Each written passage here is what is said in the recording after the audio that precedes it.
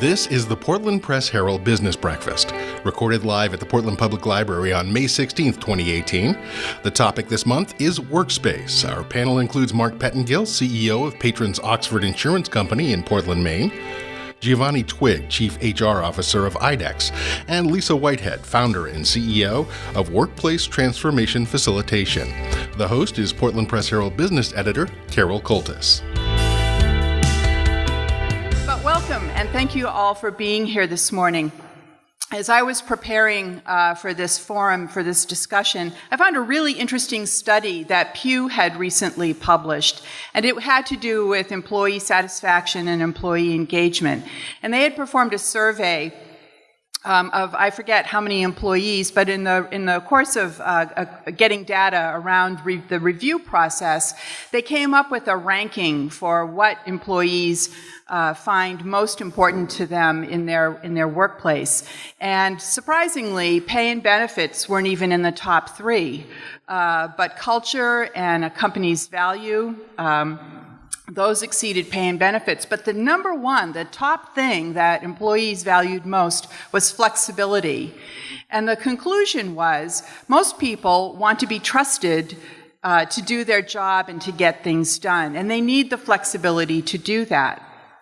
So I thought that was a pretty interesting conclusion, and it's especially relevant here in Maine. If you've been to any of our previous forums where we talk about employee engagement, or even if you're a casual reader of the Press Herald, you know what kind of a crazy demographic dynamic we're dealing with in this state right now.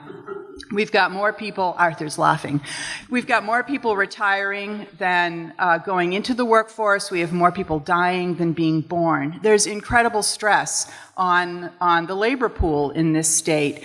And I was a little bemused last month, the U.S.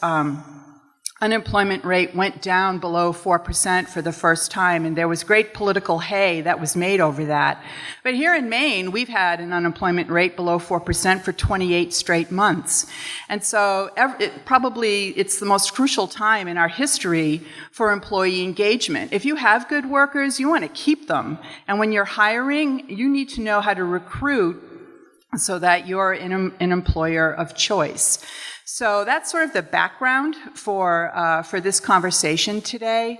You may say, well, what does a variable height desk have to do with any of that? But we have three people who are going to talk about how their companies, and in Lisa's case, how her consultancy embrace the notion of an agile workplace. And that's sort of the new catchphrase for what used to be sort of an open workspace. Agile takes it even into more layers than simply you don't have a cube farm in the middle of a big building. So the Press Herald recently went through our own transition. We left office space in the first and fifth floors at One City Center, and we moved into this vacuous industrial building at 295 Gannett Drive.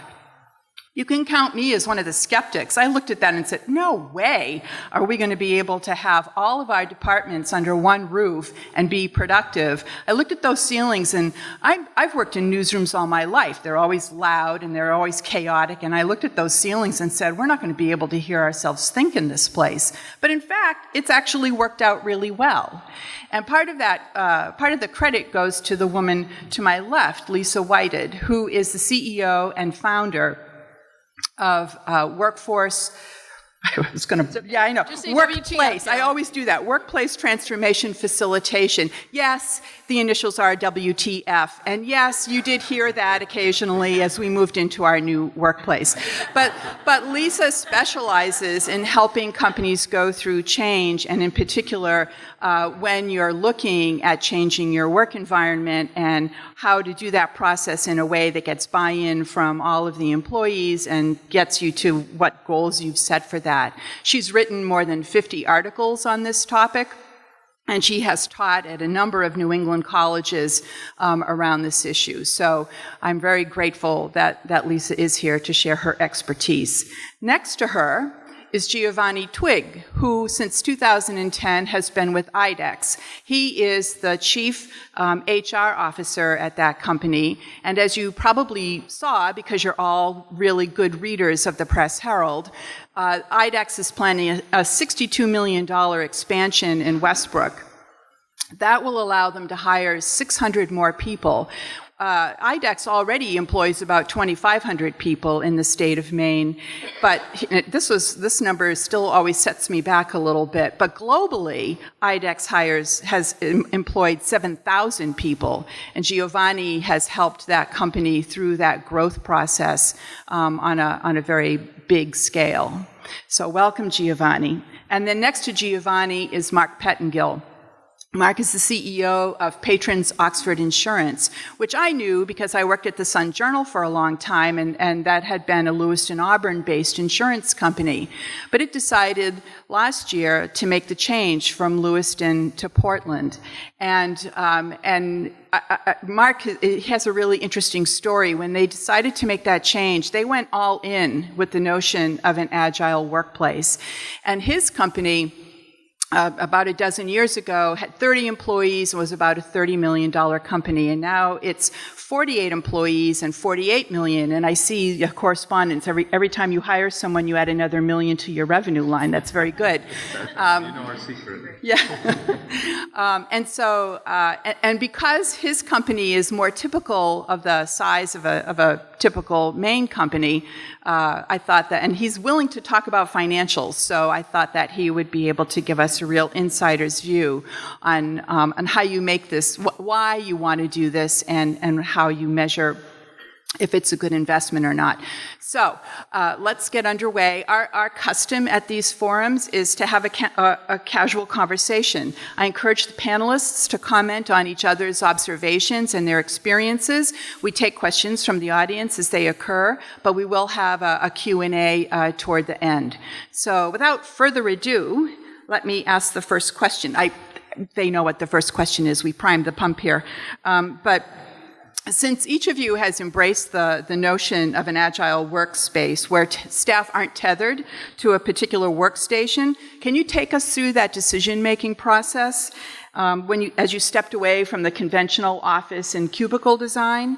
And was it simply a matter of looking at how you deal with the design of your interior space, or were there larger concepts at play here? So, Mark, I'm going to ask you to answer that first. Thank you, Carol.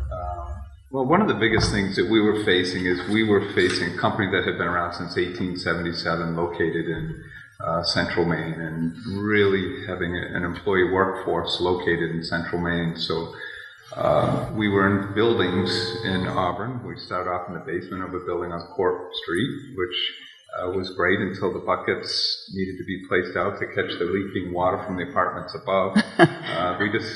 We decided at that point, I was not with the company, but the president of the company decided to move into a brand new building out near 675, Kitty Hawk Drive, in 1978. And that building was designed in 1978, a lot of filing cabinets, a lot of internal storage space, not a lot of natural light, but the ability to take your departments and segregate them by walls. So we lived under that roof for, since 1978 through to last year, June 5th, we moved into the Portland location. And a lot of what we did at that point was we had a lot of growth, as Carol had mentioned. And with that growth, we needed to find qualified professionals. We needed to find people to fill jobs and fill jobs fast with the growth that we were experiencing. So over that time, we were trying to attract people to a building that was becoming older. It was condensed. There was a lot of isolation between departments. We decided at that point we either had to overpay someone to get them to drive or to change jobs in the Lewiston Auburn area to come to work for us as we grew, or we had to hire people that really weren't ready for the job, and that meant we had to overmanage the people on a daily basis. Either way, we did not feel that was a long-term solution to our employee issues that we were experiencing just 6 years ago. So we decided to embark on a journey of which I knew nothing about real estate. I had never heard of agile workspaces, and this is going back only about 3.5, 4 years. So we interviewed a lot of architects and engineers in the area. We decided that the Portland area is where we needed to be with the growth and the vibrant city and the things that were going on in Portland. We thought was an area that we wanted to be in. And the Portland area has shown that for us. So we undertook an interview process with the building and construction phase of that, and we ended up with Scott Simons. And I know Chris Berry's here, and Paul Landowski is here as well. They were instrumental in the design of the building that we had at that time. Well, can I interrupt you for a second, Mark? Yeah. So at the point where you had the architectural firm do the design, had you already decided you were going to go with an agile workspace, or what's the cause and effect there? We did not. That is when Scott introduced us to Lisa. Aha. That's the rest of the story. Lisa was very instrumental in educating us the agile open workspace, bringing that to what we were in a very institutional, isolated building that we had been in the past. We developed a building committee which consisted of people throughout the company that really had a lot of input and a lot of say. So we were looking at baby boomers, millennials, Generation X, all these people on a committee. What do we want? Where do we want to move? And when Lisa came in and started teaching us about this agile workspace, it really just took off. People embraced it. We embraced it. And, from there, the rest is history. Lisa's would be the first person I would call the next time that we were looking to make a change or a relocation, but I'm not going to go through it again. So, not that you know of. So. Okay, great. And we have a request from our support staff. If people could move the microphones closer so that we can. Everyone in the back can hear us. Yes. Yes. Yes. Okay. Good. Giovanni, please share IDEX's story. Well, thank you for having me. Can you hear me? Perfect. Excellent. So before I get started, something about me, and that's the caveat. English is my second language. So if I do any of these acronyms that Carol have used, that's my caveat. I don't speak English very well.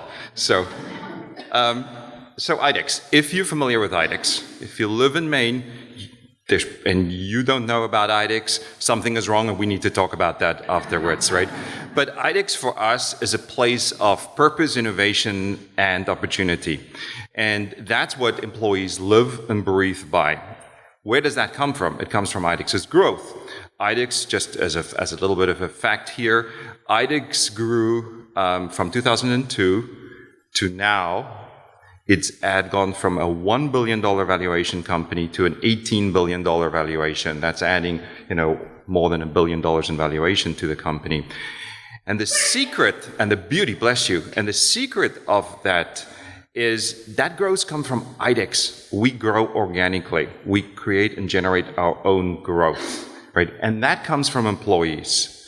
So where did the building concept come from? The building concept didn't come from a fad. The building concept comes from a need to respond to the need of employees, because employees generate our growth. Over that same period of time, in 2002, we had like 700 employees here in Maine and about 2,000 worldwide. We now have almost 3,000 people who actually do work for us here in Maine to about 8,000 people globally, and we keep adding yearly to that number. So it came from people. And where did it came from people? So when I joined in 2010, my task was to come up with a talent strategy that responds to the needs of employees. And if you're a surfer and you surf, you don't look at the wave that's coming to you right now. You look deep out and you see the slightest detection. You can actually see the right wave and you know how to read that wave. Because when that wave comes to you, you are prepared, you're ready, and you surf it, right? And it becomes a joy. If you try to scramble to find the wave that's hitting you here, good luck, right? And so that's what we did. IDEX is all about, it's a geeky company, right? 1 out of 10 people is either a vet professional or a PhD. So we believe facts and data. We geek out on data and research. So one of the research that we did around the building, and very particularly into the building space and what does it do for people, we looked at 2 research papers.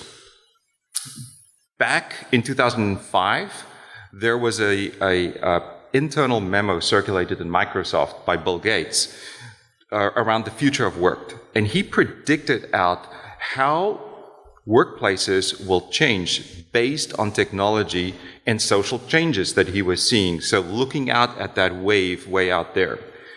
2 other researchers who's done phenomenal work in this space and specifically looking at the changes of technology and social and the impact on people within the workplace was 2 ladies by the name of Jeannie Meister and Carrie Williard. And they did work around Workplace 2020. That was their work that was published.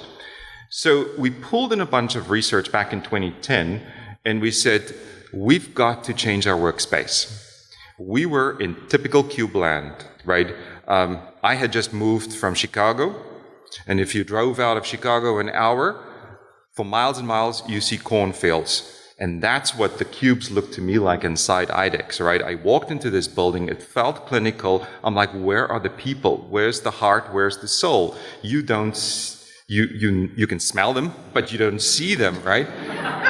Because they're hiding in cubes, right? And we said, like, this has got to change, right? So we started with that concept back in 2010 as part of our talent strategy in terms of building it. And right at that point in time was also the time that we considered our first expansion, or one of many expansions that we did, the new building in 2000 and about 4 years ago that we opened that one.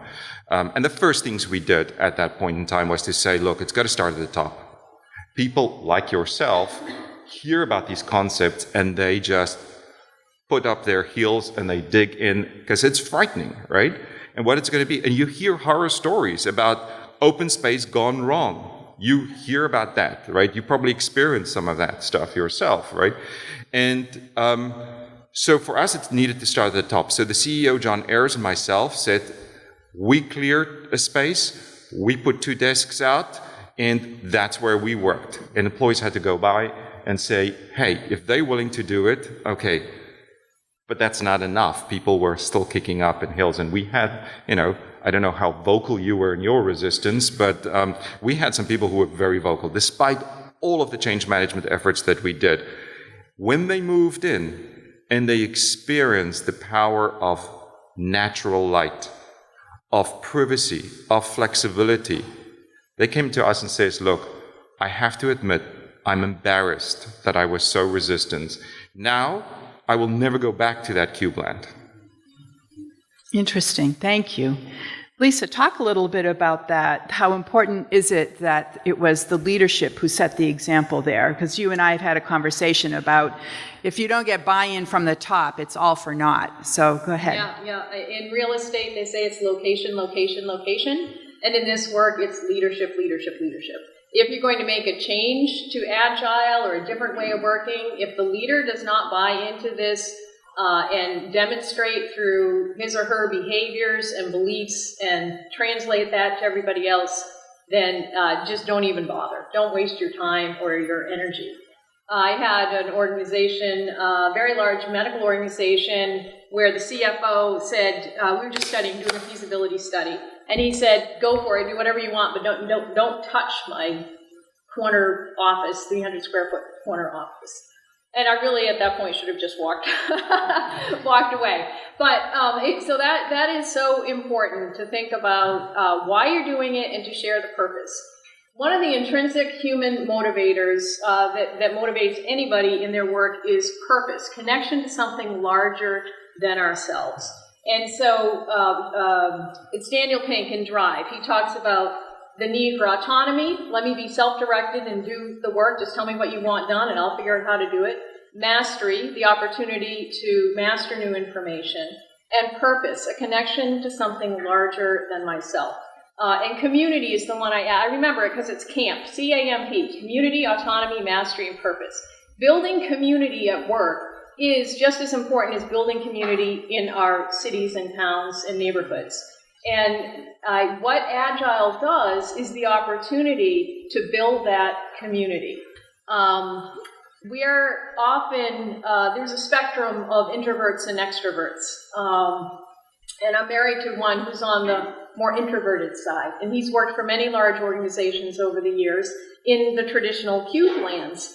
And I said to him recently, I said, hey, Pete, when you were at XYZ company in your cubicle, how many other people did you connect with? And he said, I just knew the people around me. And then it wasn't until I was moved, there's often reorganizations that happen, that then he got to know other people. We're creatures of habit. I'm a W. I grew up in the back right-hand corner of school. I always was in the W seat. They were my tribe, the W's. I never would have met my husband, who's a C. So that's the behavior modification that's such a challenge, and that's why leadership is so important, to not just say this is what we're going to do, but to model it. Just as Giovanni said, you need to model the behavior you want to help make that transition happen. So I'm curious, Lisa touched on and Giovanni, you did too, about the obstacles of if you're modifying behavior. What were some of the obstacles that you encountered? Can you give some specific examples for Mark and Giovanni? Yeah, I would say we were in a very isolated building at first. So communication between departments was not strong, and overcoming the norms of the old office facility to new office facility was change. And as Giovanni said earlier, change is hard for some people. Our industry, the average age is 55 to 56-year-olds, so we're dealing with a lot of people that have been set in their structure and the way things have been done in the past. Our biggest obstacle we felt we had overcome, and Lisa was instrumental in helping us with this, was buying employee engagement. And Lisa's services bought employee engagement surveys. We had this open workspace where people could go and work where they wanted to go. Coming from a department that was in the W section, as Lisa mentioned, they go from the break room to their department. There was not a lot of interaction. So just breaking those norms was the biggest obstacle for us to get over. And a lot of the surveys that we did engaged everybody within the organization. Everyone had input into rules on who was going to wash the dirty dishes at the end of the day, who's going to make the coffee. Everyone had buy-in. That was a huge obstacle for us to overcome. And we haven't been at a new building a year quite yet, but we've already overcome a lot of those obstacles. And a lot of those people that were stuck in those paradigms of the past now they're forward thinking, and we're really starting to see a lot of the benefit from that. Is your interior space designed so that, excuse me, you have employees with their own desks, or is it totally open? Like, I know some companies there's no set workspace assigned to anyone. You bring your laptop wherever you go, and depending on what the work is of the day, you settle in with the folks you're working with. So how structured is your interior? Everyone does have their own workstation. Mm-hmm. That's one of the next bridges we need to cross, is allowing, we want to cut the cord where people don't have to be at their workstation. It is an open concept. It is agile to an extent. We need to do a better job. So that's the next step that we're going to be taking. And Giovanni, how about you? Can you talk a little about the obstacles and just how open is the new, or is IDEX, and what are you planning for your expansion? Absolutely. Challenges. I think when we deal with challenges to open space, we have to be very deliberate about categorizing those challenges, right? Challenge to what, right? And you have to be very purposeful in your design. And for us, our design, there was an imperative that was a non-negotiable, right? I said earlier on, IDEX is a place of purpose and innovation and opportunity. Innovation is core to what we do. And innovation, very simply put, does not happen by somebody hiding away and sweating it out. Innovation happens when people collaborate. And people don't collaborate if they don't connect. So that very simple line of connections drives collaboration, drives innovation. Comes back to Lisa's theme of community, right? And here's the problem that we deal with. here's the sort of math problem that we deal with. When you are a small group that innovate, which was what IDEX was, and that's where it was founded, everybody knows each other. You have a fantastic community, right, of different people, of scientists, manufacturing, of commercial, and all work together. When you grow at the footprint that we now have, what starts happening, it starts spreading out. You start putting people far apart. And how do we organize them? The R&D folks here, the commercial folks over there, and now what happens?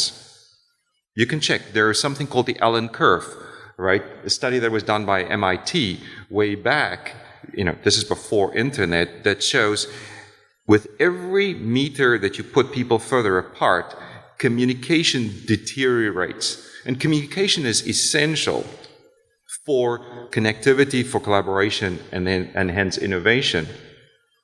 So that study, you can say, okay, well, that was before the era of internet. That was actually repeated with email. Same results, right? So you can break the cubes down, but if you don't find a way for people to connect, right? And so for us, the building wasn't about pretty.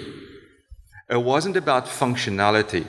It needed to create a space where people can act as a community, where on a very large space, it could feel familiar. So I almost equate this to if you go and visit a stranger's house and you get invited in their house. Some invited you into their fancy living rooms, and some brings you right in the kitchen where you can smell the pie and the coffee. Where do you feel more comfortable? The pie and the coffee.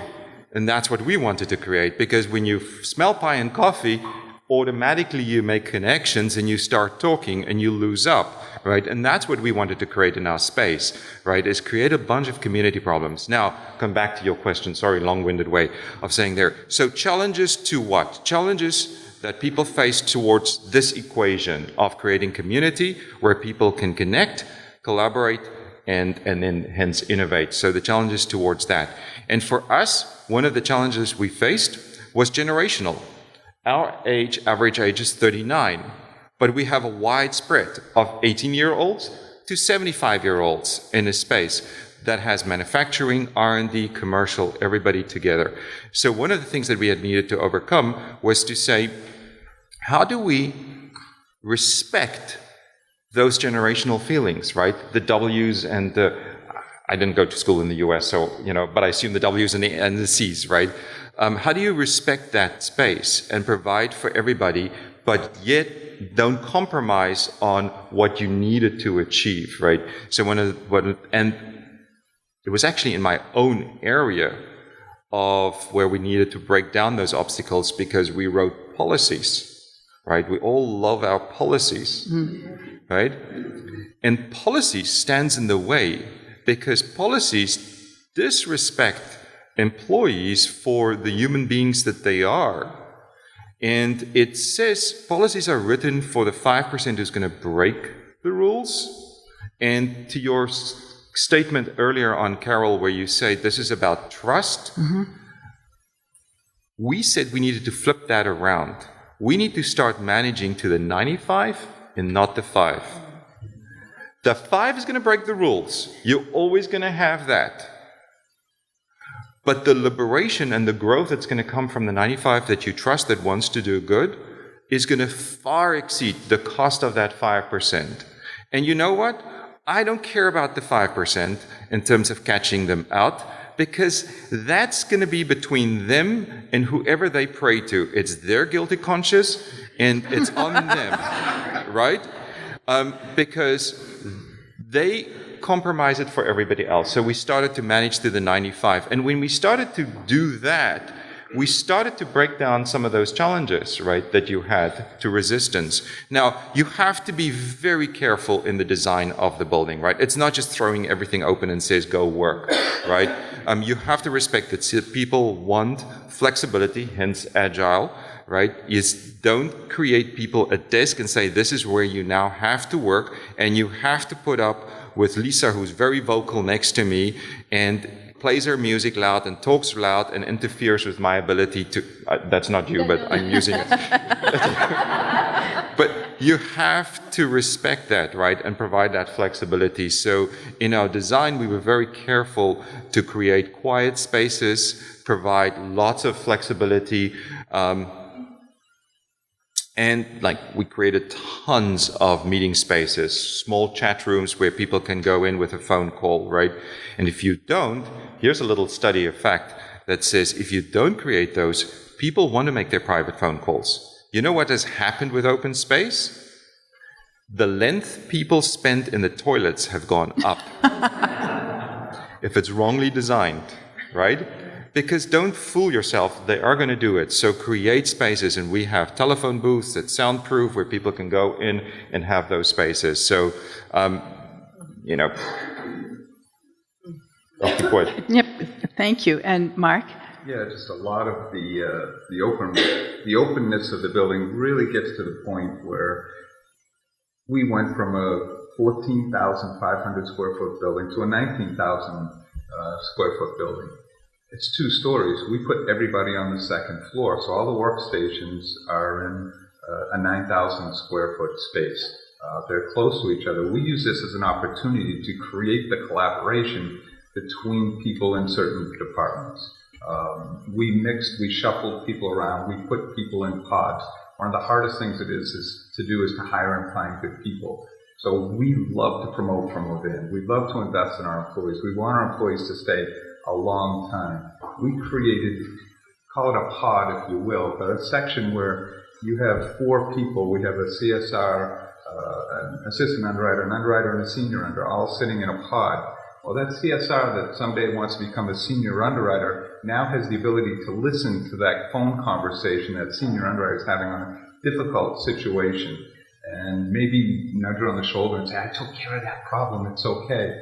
But the open communication there, it's great for fostering collaboration when you have these people that want to grow, they want to be promoted within the company. So we hope that we can just continue to bring people in out of the risk management program at USM or wherever else they come from with a little bit of insurance knowledge and then kind of grow up with patrons and grow up in this open collaborative space. You take that, as you mentioned, Giovanni, having spaces for people to go to or to make a private phone call. Well, one of the biggest things Lisa introduced us to were solo rooms. A nice comfortable chair, nothing in there but a nice comfortable chair. Go in and make your cell phone call. If you have to talk to a babysitter, a doctor's appointment, whatever it is, it's a space that you can go to and have your privacy, yet still have that collaborative feel when you're on the floor.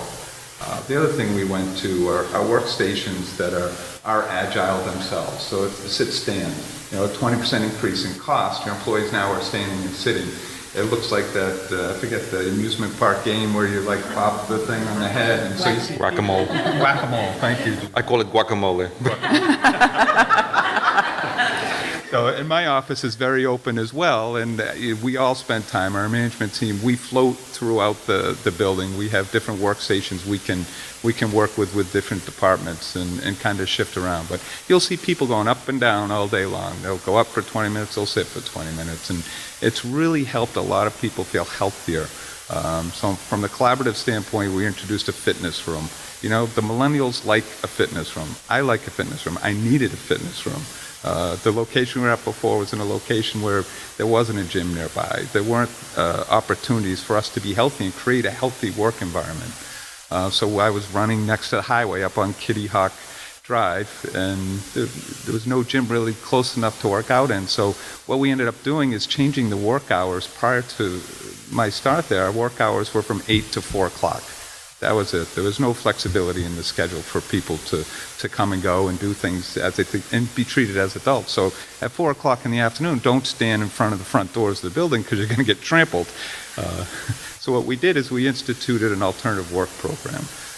So you could start at 7, be done at 3. You could start at 9, be done at 5. You could take hour lunches. If you're going to exercise at lunch, you get 10 minutes longer so you can shower, so you can drive to a gym.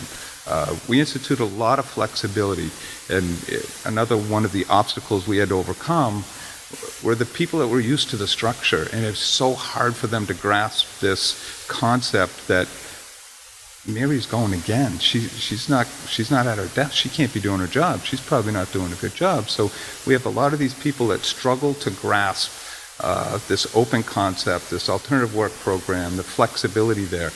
Our productivity has gone up tremendously. We've seen tremendous results across the board, and we treat everyone like an adult. You know what you have to do. You know what your job is. You're going to have the ability to get that done. So by treating that and giving these people an atmosphere to be comfortable in, to drink the coffee and smell the eggs in the morning if they want to work in the collaborative cafe, we call it now, we encourage that. I love to go sit in the cafe and just listen to the conversations. When you have people from different departments, we bring a lot of food in. What's the number one thing that brings people together? Food. The Collab Cafe was set up so that we could entertain a lot. We love to provide lunches. We love to, provide healthy choices. So that has been instrumental in Go ahead. So, a little bit about the physical space. So, if you've never had the chance to actually visit the IDEX campus in Westbrook, right? So, 2,500 people on that campus, about 3,000 people who does work for us there. We have 3 cafeterias. It's widely spread open. So, we have 3 cafeterias on to cater to people close to the manufacturing areas, close to the commercial centers, and right in the center, when you walk into the building, the main entrance, it's you walking basically into our kitchen, right? It is wide open. You walk into, the first thing you see is the wellness center in front of you. To your left is an open cafeteria, state-of-the-art fusion center, where we employ the people who prepare. The kitchen staff is employed by IDEXers. We haven't outsourced that. We believe they are key. Food is key, and they are situated in such a way that they interact with us. We call it fusion, so that happens. The building is only 2 stories high. By design, we could go and accommodate far more people by going up, but we designed these 3 things for the following reasons. 2 floors, because if you add a 3rd floor, people are going to take the elevator. 2 floors, they're more likely to take the stairs. What happens on that stairs? Conversation. They talk. Exactly. We find that going up and down, that's how we designed it. Pathways where people can bump into each other. Increase the opportunity for people to bump into each other, because what they do is, only so many times can they walk past each other without saying hello, right? And then start connections, building connections. 2, cafeterias. None of the cafeterias serve the same food. Because why would I go to visit that side of the building or the campus if I can get the same food here? So Tuesday, Wednesdays are sushi days in Fusion. We bring a sushi chef in. So if you want that, you're going to come from the other corner. If you want a massive, wonderful garden salad that you make yourself, you've got to go to the other side of the building. And so we created lots of these opportunities where people would walk for food, and then they cross over. So design your building that's going to get people to move. Give them a reason to move. That creates and builds this, foster this community that you're talking about. The wellness center comes back to trust. People are going to break down their own challenges if they start seeing that you truly believe in them and that you truly invest in them. And so we had a little fitness center on the campus. I had no idea where it was. I wasn't interested. It was a dark little room with a couple of treadmills on them. And the only people who used it were the people who were runners in any case, right? And then we had a clinic, but the clinic was an occupational nurses station. We looked at the data and saying, how many people go to this occupational nurses station? About 2,000 people. I'm like, wait a minute, we do not have this many occupational hazards in this company, right? They go there because they have a need, and they hear nurses, and they think they're going to get their needs satisfied. An occupational nurse cannot do it. So in the design of the existing Synergy Center that we built a wellness center in. State-of-the-art healthcare, fitness center, where we have about 60% of our employees members, active members. And what do we create there? It is spacious, it's light. We have a lot of group classes. And people can go and exercise there any time of the day. We say, let your schedule dictate when you go and exercise there. But we bring group classes, anything from body rolling to yoga to Zumba. And what happens is people from different parts of the building come across, participate in these classes, and they start building familiarity, right? In the Wellness Center, we've also got Intimate set up as a clinic. So people go there and can get free treatment, right? As many times as they want. And that helps our hourly staff. Hourly staff are challenged by the cost of medical care. And they would really only seek medical care when it is at the stage where it's so critical, because they have to clock off, not get paid, go and wait, and then pay an extraordinary amount. And for us, we're saying, don't clock off your first hour, go to the clinic. The only thing we ask is you have to stay there a minimum half an hour, because you're going to get what I believe and what I call as old-fashioned healthcare. You get quality time with a healthcare professional. And that has causing this traffic to this area. People are going to go and work out, people go to the clinic, and again, that builds familiarity, and it shows trust, because people say, wow, you invest this in us, you believe in us, and again, you go and work out, and we model it from the top. Our CEO is a cyclist. He took up, he's like, don't tell it, he's like the ultimate gig. He is super, super smart. Never seen the inside of a gym. 8 years ago when we started this, he embraced it. He works out with a trainer. He cycles.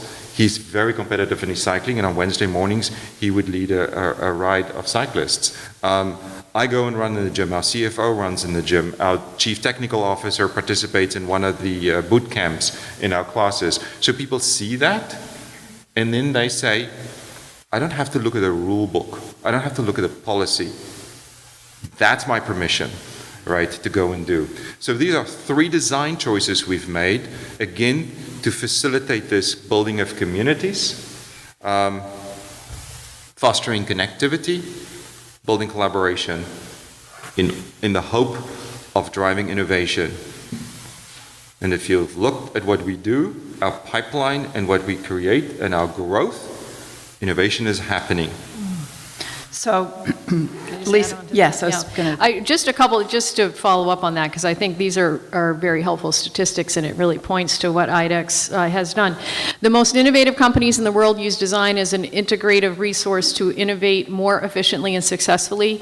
These organizations outperform the S&P by 228%. And what drives innovation, as Giovanni was talking about, is connection, collaboration. So this is why this matters. And one other statistics let's all share. 51% of small and medium enterprises cite innovation as a top growth strategy. And what's Maine made up of? Small and medium enterprises. And 34% of SMEs say that creating a culture of innovation is a top transformation priority. So that, what Giovanni and Mark have just been talking about, coupled with the fact that we spend more time at work in our lifetime than we do sleeping in our own beds. We spend more time at work than we do sleeping in our lifetime. And the Gallup poll, year after year after year, for at least 15 years, has shown that only 14% of people are highly engaged in their work. Those are the ones that jump out of bed every morning and can't wait to get to work.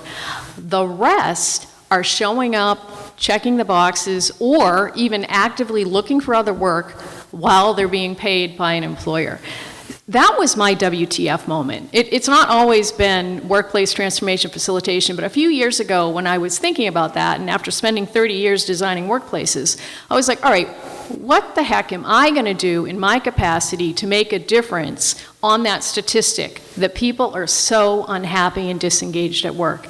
And the type of environments that both Mark and Giovanni have talked about and have created are the type of environments that are all about engaging people and getting them happy. Actually, Mark, one of his post-occupancy survey responses, somebody wrote, "My family wants me to come home more." That person was loving being at work so much, between the fitness room and the cafe and beautiful natural light and walking trails. It's a really great space. So that's what we're trying to create. Why does that matter in Maine specifically? Well, you guys know this. We talk about it over and over again. Where are the people? Some of the most agile companies are not in Maine, and these companies are letting people live here in Maine for the quality of life, and they're working for companies outside of Maine. That's ultimate agile. I trust my people. I'm going to get the best people I can, creme of the crop, and I'll let them live wherever they want, and they're choosing Maine. I think it's Wyoming that has a slogan, live here, work anywhere. And that could be Maine. So those companies that are here, what can we do to create these really vibrant places? One life, man, that's all we got. And if you're showing up at work and really miserable, I think that there's a lot we can do to foster this collaboration, this type of environment. The last thing I'll say on employee engagement, a lot of companies will say, well, we'll plan this, we know what we should do, but we're not really going to let our employees have any say in what we're going to do, because then we'll have to manage expectations. I hear that a lot. I don't want you to talk to my maybe I'm talking too loud. I don't want you to talk to my employees because then I'll have to manage expectations. What do we know about change? We know that when we engage stakeholders in the process of change from the very beginning, they're more likely, keep them included throughout the process, they're more likely to buy into whatever that change is.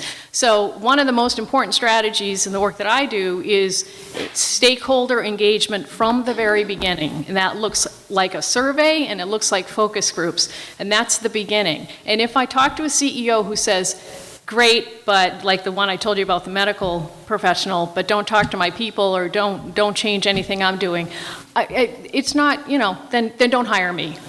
It's WTF for a reason. You'll say that a lot when you're working with me. But but what else am I here to do if not to try to make a difference? Can I just jump in? What was that statistic that you just read about the innovative companies outperform the S&P? Yeah, 228%. 228%. IDEX is a publicly traded company. We've outperformed the S&P in the last 5 years by 333%. Wow. That's awesome. So innovation work. We have our engagement numbers. We've been measuring engagement since 2011, right? And our engagement numbers have been going up and up. Our turnover has gone down because you have to worry about retention, right? We talked about the unemployment numbers. The Portland metropolitan area is like 1.8% unemployment, right? So where are you going to get those workers from? Got to get the environment that attracts them, because people have choices and they make them.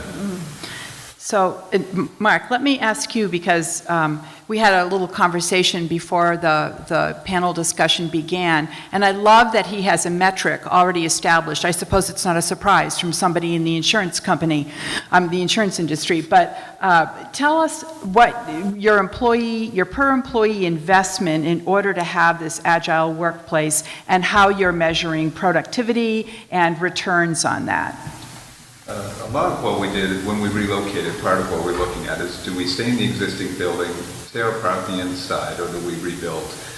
So ideally, we had two projects going on. We had a building project going on, and then we had the interior design, agile workspace that we're trying to create. So when we started looking, the biggest thing we wanted to invest in were our employees. Happy employees means they're going to be engaged at work, they're going to do the best thing they can for the work, and they're going to want to stay there. So going through our process, for us to outfit our building, 19,000 square feet, our interior costs were right around $650,000 for the open agile workspace. I think if you compare that to putting up dividers, buying desks, giving the CEOs 300 square foot mahogany desk, which I do not have, I have a sit stand just like everybody else, you'll find that the cost is very similar, yet you're creating a space that is collaborative. So you break that down, $650,000 for investment in what is about 9,000 square feet. It's about $14,000, a little under $14,000 per employee. Amortize that out 10 years, you're looking at $1,400 investment in employees over the next 10 years. That's cheap money. When you start looking at your turnover, when you look at your employee engagement, when you look at what you're giving these people, the best investment you can make is investment in your people. And the costs that were associated with that really when you look long term, and as Gio pointed out earlier, looking at that wave, that's 20 waves out there, that's where you're looking as a business owner. That's where you need to be focused. The day-to-day things are going to take care of themselves. That's what the employees are there for. That's what they want. As leaders, we need to be looking beyond that. We want to see what the millennials want, what the next generation is going to want, and we need to adapt that and continue down those roads. So our engagement is up 8%. 8% of our employees feel they can do their job better now than they could where we were at before. Overall satisfaction is up 14% to 64%. The norm in the industry is 59%, so we're beating the norm. Future career intentions, 65% of our employees say that they're going to be here for more than 5 years.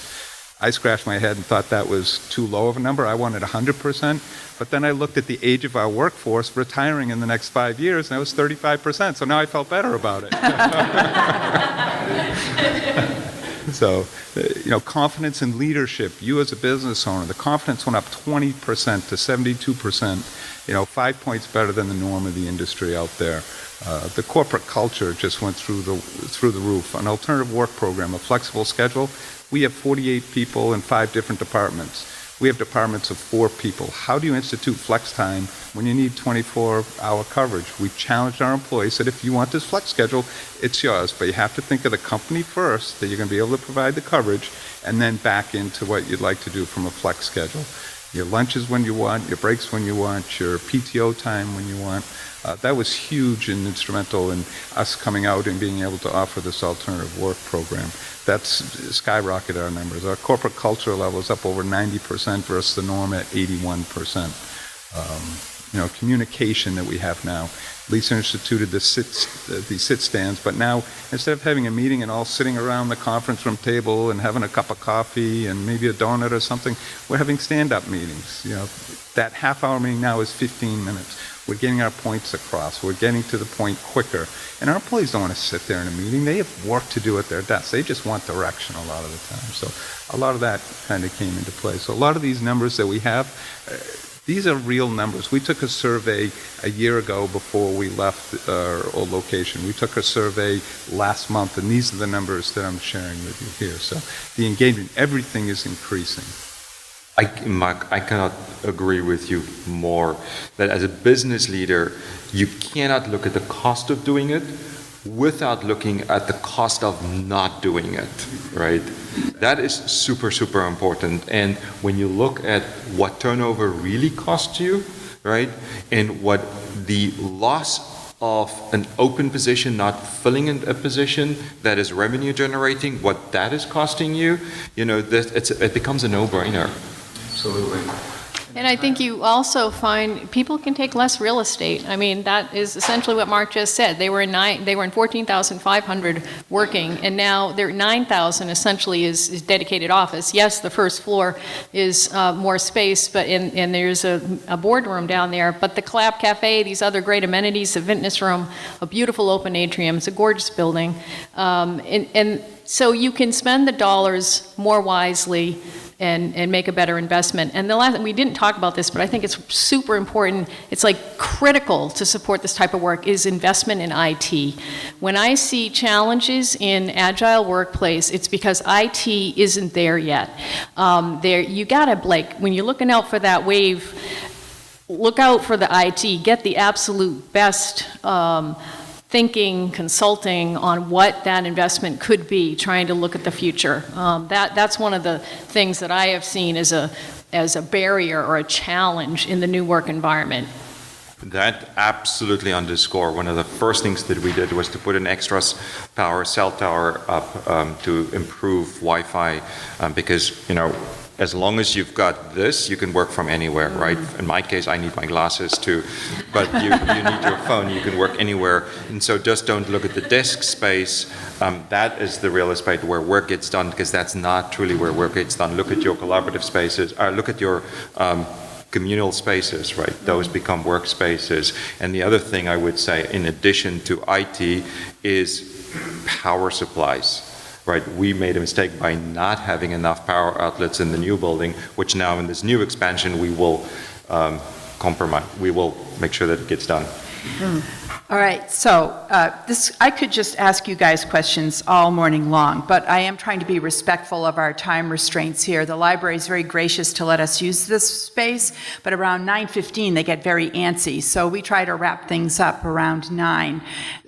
So first, let me ask you, join me please in thanking our panelists, and then we'll have a Q&A. So.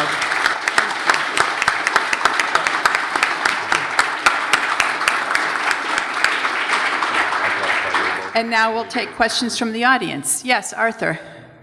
Can I wait for a mic or to speak up? You're very audible. I can hear you. So what I'm hearing a lot here, and I agree with, is people encounter each other and it flattens the organization, and they want to encounter each other. Behind that is a democratic faith in the democratic ideal that you get a random group together and wonderful things will happen. I want to question that in a specific way. I notice that there's a particular group of people who are typically not the managers. I call them the catalysts. The people who, by their demeanor, by the questions that they ask, by the way they support other team members privately, they foster innovation even though they don't sign their name to each idea. And I wonder, do you do anything in addition to this democratic faith to make sure that those people are well distributed, that those clumps that find each other organically, they may not have a leader or a hierarchy, but they have those people who keep it on track, who say, wait, we're trying to fix this. Is there a better way to think about this whole thing? And that sets forth a dialogue. Go ahead. Do you distribute your catalyst people? Absolutely. So if you go back to that research paper that was done by Microsoft, Bill Gates, right? He said the future of work based on technology evolution and social. And you speak to the social aspects of it, right? For too long, in the infinite wisdom of senior leaders, we've designed with little blocks and where people should sit in an organization, right? And that is no longer how people organize democratically, right? You have to allow for people to spontaneously organize.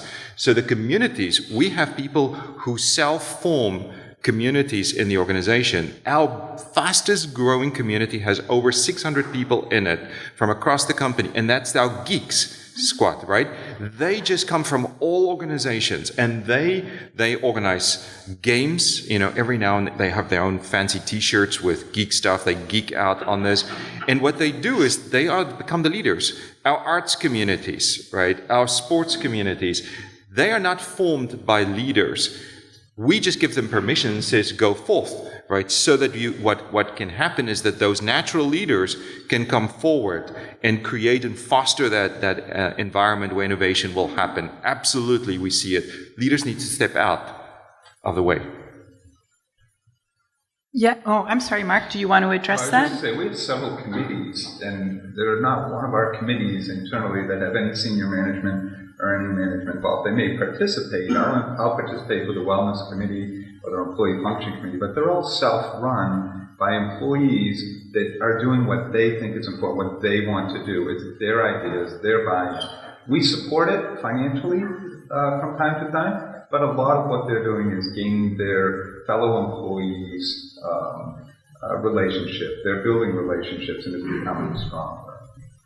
Yes, you have a question? Yeah, so I wanted to respond in part to Giovanni's comment about policy, and then also Mark's comment around trusting employees to make good decisions based on their role. So I recently read an article about GM CEO Mary Barra changing their 12-page dress code to 2 words.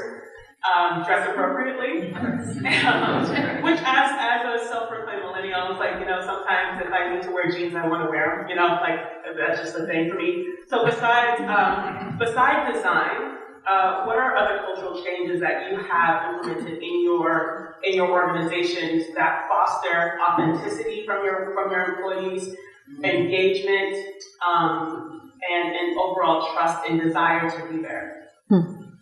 Interesting. The dress thing is something that's evolving over time, and every now and then I'll come into my workstation, I'll sit down, there'll be a piece of paper there that someone put an anonymous letter saying, it would all be happier if we could wear jeans every day.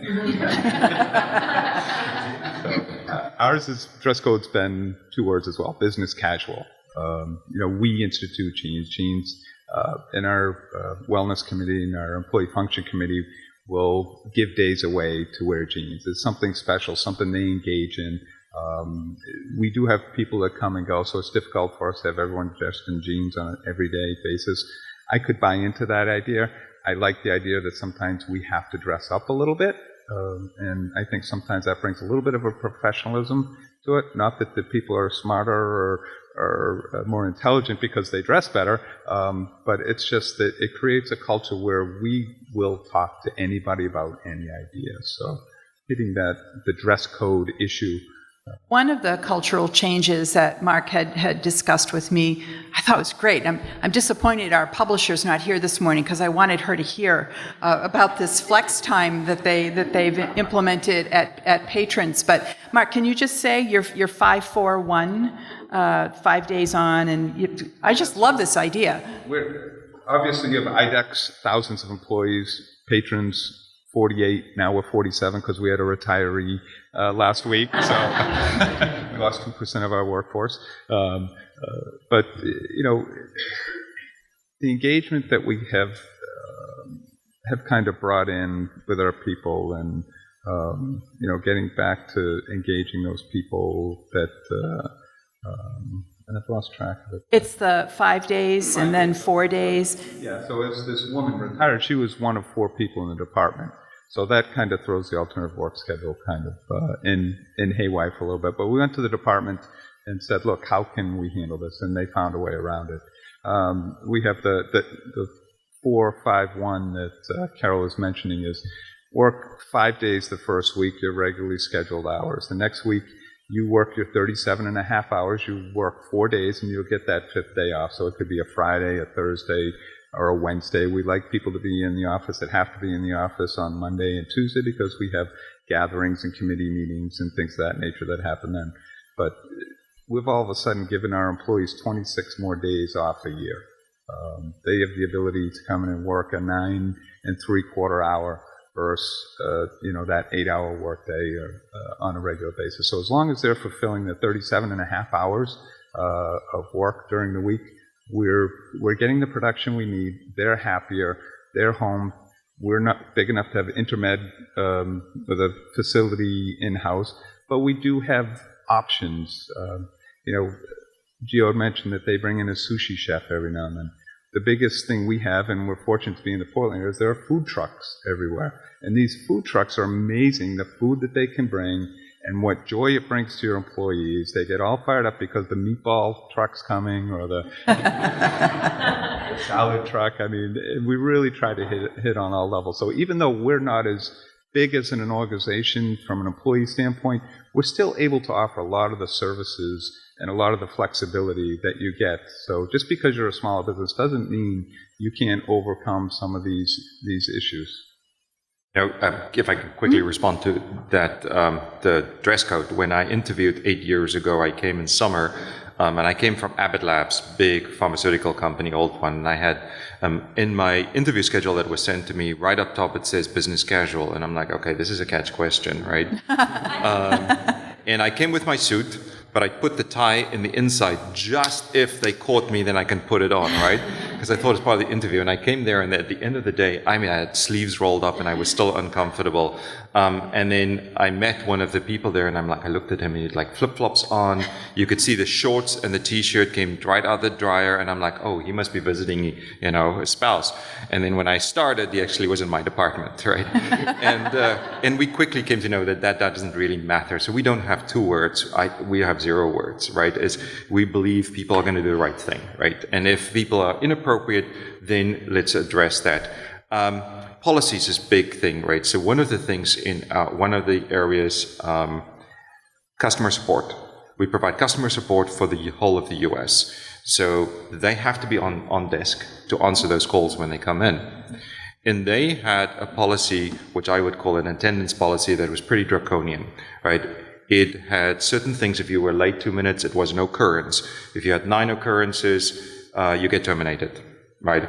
And so I challenged this and I said, so wait a minute. I work in customer support. Here's a hypothetical situation. I leave my home in the morning, way in time to get to the office. For other reasons, I have 8 occurrences.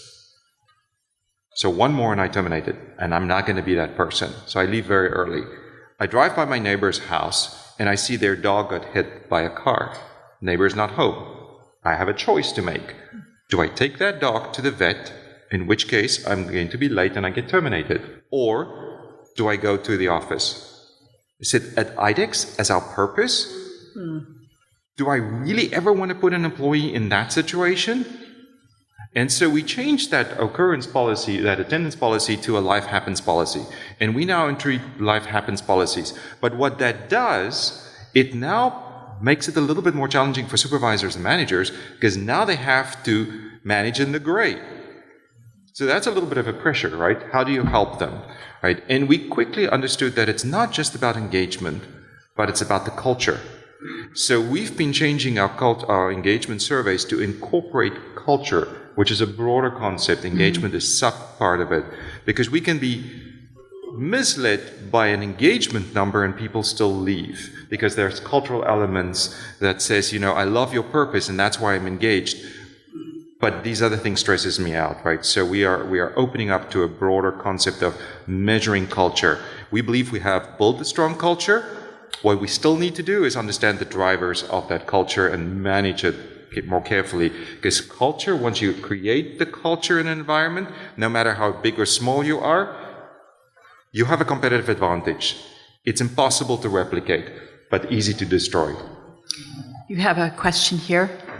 I think you touched on it a bit, which is what kind of system changes are you making, like HR, like the risk management sort of software that we live with today? How do you see those systems changing to support this agile work? Internally, it's easy for us. I can go around counting to see who's in or who's out. And software is amazing out there right now. That our ADP payroll system we have is very flexible and allows us to track a lot of those things. Our managers know who's coming and who's leaving. We have a PTO-based program, so people can use 15 minutes for anything they want. They can come, they can go. They could use a full day. It's their time to do with what they want. As Giovanni said, life happens. We understand that happens. So we don't want that paradigm of 8 o'clock you have to be here and 4 o'clock you leave. So we try to be flexible. We have parents that have kids that are in sports, dance, recitals, whatever it is that their kids are in. We want them to be involved in their community. We want them to be involved with their families. We want work-life balance. So if we can provide that, we're not going to let a risk management program or HR stand in the way. We're going to challenge them to give us a program that allow us to do what we do. So it's employee driven. Is that what you're saying, Mark? Systems is critical, right? Because we're talking about social changes and technology, right? And in this space for work, in the newer generations, they don't tolerate unproductive, unnecessary administrative work, and old systems bring that in. The beauty of where technology is today, it eliminates a lot of that stuff. So we pursue technology that makes it easier for people to do their work, right? That focus them on the value add part of their work, right? And provide more apps. From an HR system, from an HR perspective, we're in the middle of a 2-year deployment of a global HR technology that makes it so much easier for people to do their work easily. Yes, I think we have time for 2 more questions. So this woman here in the white. Hi. So when you're talking about trusting your employees and flexibility, the first thing that comes to mind is working from home. If you allow that, how does this impact the collaborative communities you're trying to invest in? That's a great question. Yeah. You would probably remember Marissa Mayer, Yahoo. right, became the CEO of Yahoo. What's the first thing she did? Yahoo had a phenomenal policy of allowing people to work away from the office, right? What's the first thing she did? She changed that policy and says, I want everybody in the office. What did it do to people? It moved them away. And that was about the time that we were considering this new building that we built and opened up 4 years ago. So people asked me, flexible work from home or work in the office? And I said, neither. Why do we have to be this or that, right? It is what we want from a collaboration, from innovation, is people to come to the office. So, but do I have to rule that again by a policy? I have adults.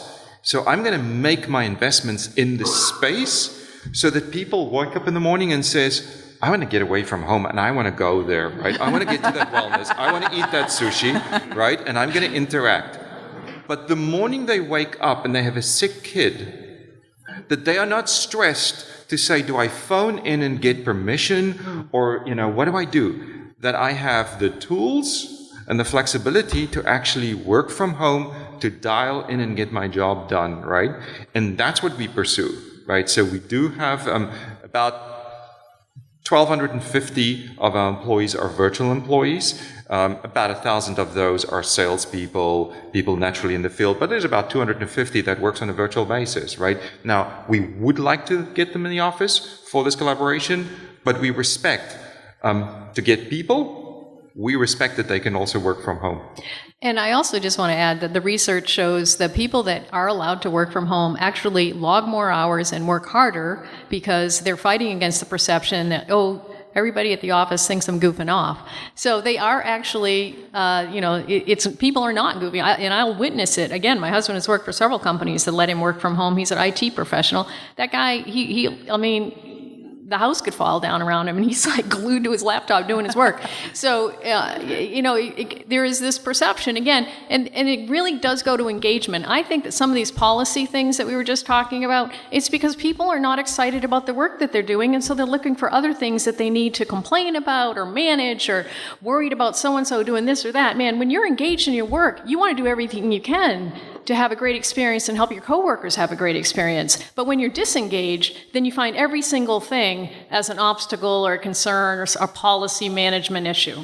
We just completed this year's engagement survey, right?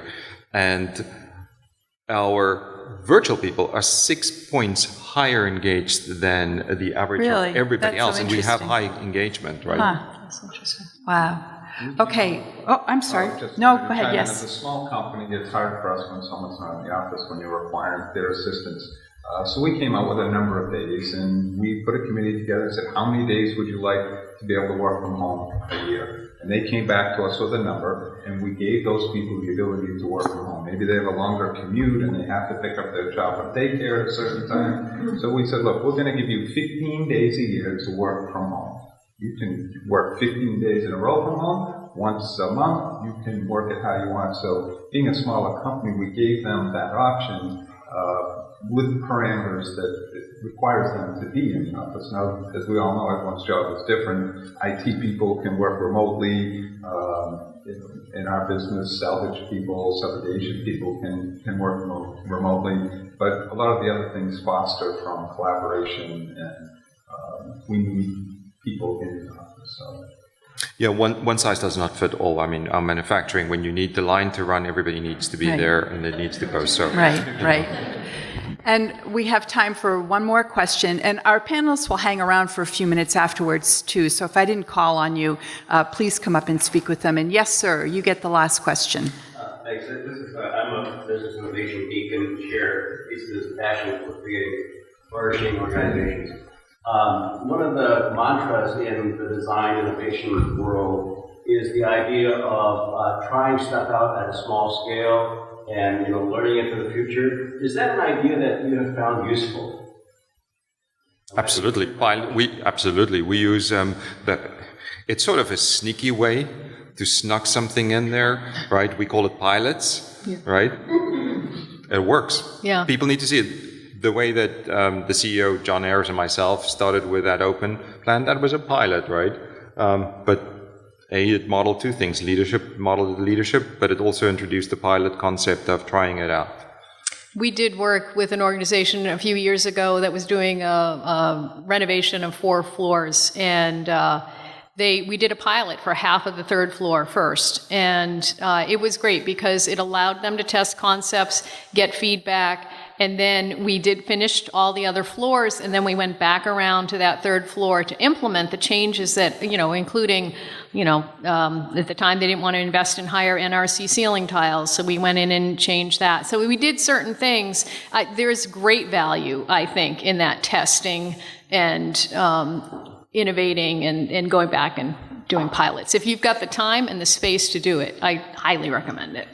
And we did the first, after the CEO and I myself did it, the facilities group, right, who was tasked to do this for everybody else. We said, you're going to go first. So they went on a 3-month intense design. Their whole space was changed. So they had to live it first, so that when they start doing it to others, they can talk firsthand and be authentic about that change.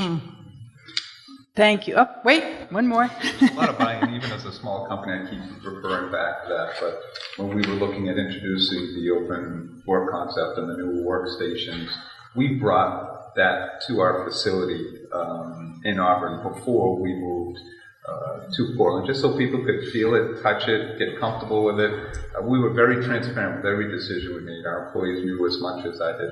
Well, they didn't know how much everything was costing on a regular basis, or how political it can be sometimes when relocating. But it really helps. The more transparent you can be to get these pilot programs in place, like you've been able to do, really gets a lot of buy-in. You can see if it's going to work before you invest a lot of money. Well, thank you again to our panelists, and keep in mind, IDEX is going to be hiring 600, and they have a sushi chef on Tuesdays and Thursdays. Thank you. Thank you for that.